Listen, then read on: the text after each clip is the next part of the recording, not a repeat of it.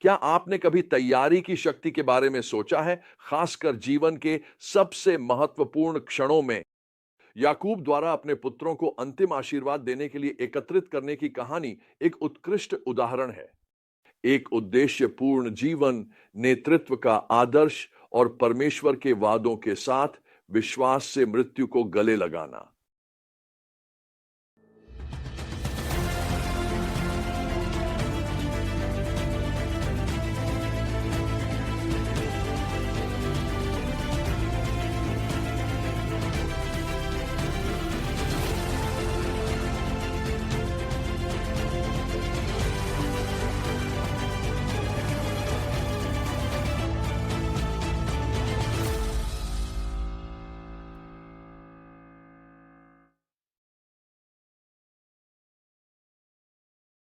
जब हम याकूब की लंबी और घटनाओं से भरी यात्रा के अंत में पहुंचते हैं, तो हम उसे मृत्यु की तैयारी करते हुए ही नहीं, बल्कि अपने परिवार और अपनी वंशजों से उत्पन्न होने वाले राष्ट्र को सक्रिय रूप से आकार देते हुए पाते हैं। इस घनिष्ठ दृश्य में याकूब एक शक्तिशाली सत्य को प्रकट करता है कि हमारे आज के लिए गए निर्णयों के प्रभाव हमारे जीवन काल से कहीं आगे तक दिखाई देते हैं। भविष्य दृष्टि और प्रेम से भरे हृदय के साथ याकूब अपने प्रत्येक पुत्र के लिए भविष्यवाणी करता है। वह उनकी अनूठी नियति को उजागर करता है और उनके पिछले कार्यों के परिणामों के प्रति उन्हें सचेत करता है। वह उन्हें याद दिलाता है कि हमारे निर्णय और चरित्र केवल व्यक्तिगत विषय नहीं हैं, बल्कि आने वाली पीढ़ियों को प्रभावित करने की शक्ति रखते हैं। हम इसे रूबेन और यहूदा को दी गई विपरीत आशीषों में सबसे स्पष्ट रूप से देखते हैं। रूबेन, जो पहला पुत्र था, उसे उसकी आवेगशीलता और अस्थिरता के लिए फटकार लगाई जाती है और उसकी नेतृत्व की भूमिका छीन ली जाती है। यह सब उसके पिछले पापों के कारण होता है। लेकिन यहूदा, जो पूरी तरह निर्दोष नहीं था, उसे उसकी शक्ति, साहस और भविष्य में एक राजसी नेता की भूमिका के लिए चुना जाता है।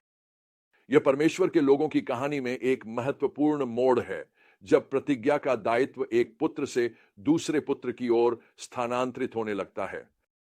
इस परिवर्तन में हम परमेश्वर की संप्रभु योजना को प्रकट होते हुए देखते हैं।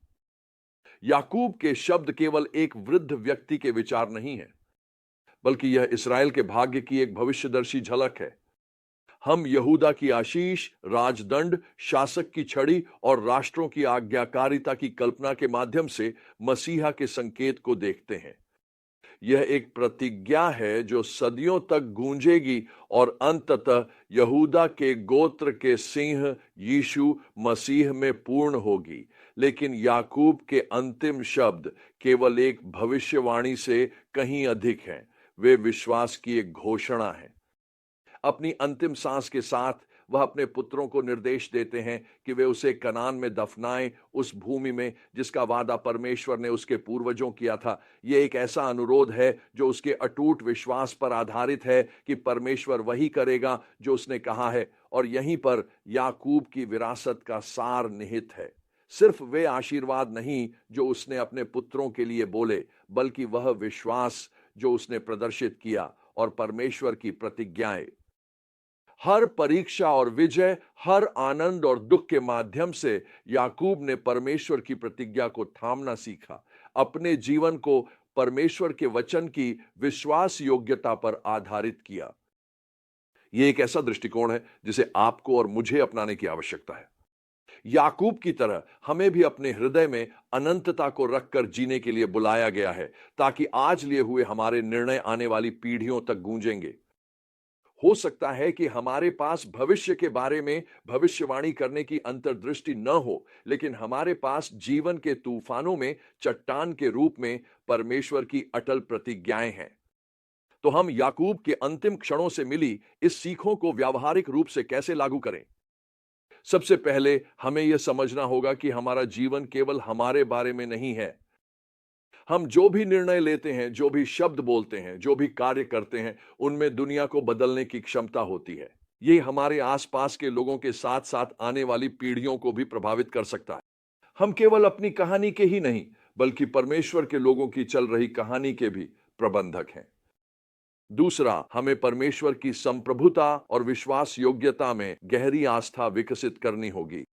याकूब की तरह आप और मैं भी इस जीवन में परीक्षाओं और अनिश्चितताओं का सामना करेंगे।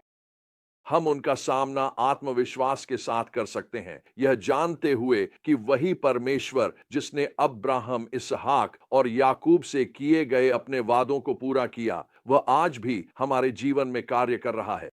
वह हर छोटे बड़े विवरण को अपनी पूर्ण योजना में बुन रहा है। और अंत में हमें यह सीखना होगा कि जीवन को अंत को ध्यान में रखते हुए जीना चाहिए। कनान में दफनाए जाने की याकूब की अंतिम इच्छा उसके शाश्वत दृष्टिकोण का एक शक्तिशाली प्रमाण थी। यह हमें याद दिलाता है कि अंततः यह संसार हमारा स्थायी घर नहीं है और हमारी सबसे बड़ी विरासत मृत्यु के पार है। इसलिए याकूब की तरह उद्देश्य और विश्वास के साथ जिएं।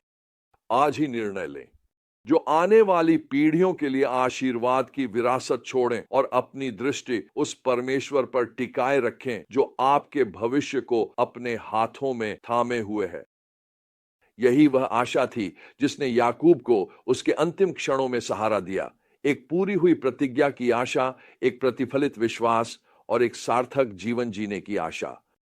उसी आशा को अपनी आत्मा में स्थिर होने दें और उसे उस प्रकाश के रूप में अपनाएं जिसके सहारे आप तब तक चलते रहें जब तक कि आप परमेश्वर के लोगों में शामिल न हो जाएं। सदैव उस प्रभु की उपस्थिति में जो सभी चीजों को नया बनाता है।